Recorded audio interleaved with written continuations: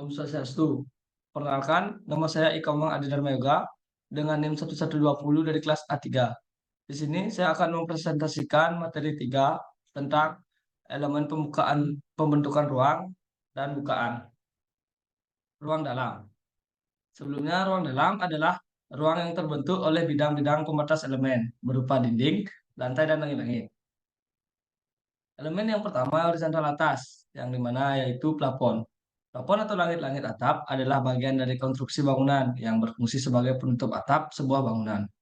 Pada dasarnya, fungsi utama plafon adalah untuk mencegah cuaca panas atau cuaca dingin agar tidak langsung masuk ke dalam rumah setelah menembus atap. Yang kedua, elemen horizontal bawah, yaitu lantai.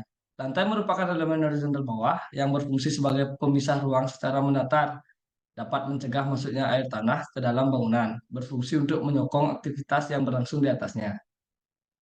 Elemen vertikal, yaitu dinding. Dinding merupakan bagian dari elemen vertikal yang dimana berfungsi untuk menopang atap atau langit-langit, serta sebagai pembatas atau sekat suatu ruang hingga terbentuknya ruang. Ada jenis bukaan. Yang pertama ada jendela. Jendela adalah bukaan pada dinding yang berfungsi untuk memungkinkan cahaya dan udara masuk ke dalam ruangan. Jendela dapat ditempatkan pada dinding yang menghadap ke arah matahari terbit atau terbenam untuk memaksimalkan pencahayaan alami dan pengaturan suhu. Jendela juga bisa ditempatkan pada dinding yang menghadap ke arah yang tidak berdekatan dengan tetangga atau jalan untuk menjaga privasi. Yang kedua, jenis bukaan pintu. Pintu adalah bukaan yang memungkinkan orang untuk masuk atau keluar dari bangunan. Pintu harus ditempatkan dengan benar untuk memaksimalkan fungsinya, seperti pada area yang memudahkan akses atau di ruang yang memerlukan akses keluar masuk yang sering digunakan. Yang jenis bukaan ventilasi.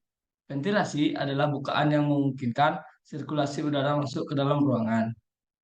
Ventilasi dapat ditempatkan pada atap, dinding, atau kusen jendela. Ventilasi harus ditempatkan dengan benar agar tidak terjadi pengumpulan panas atau kelembapan yang berlebihan di dalam ruangan. Jenis ruang skylight.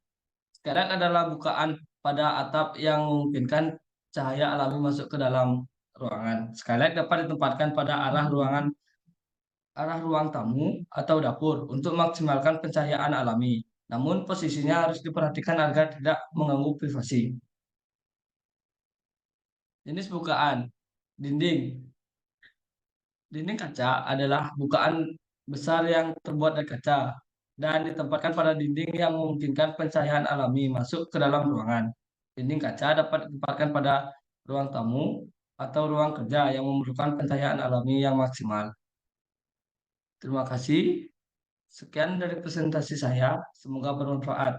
Om Santi Santi Santi Om.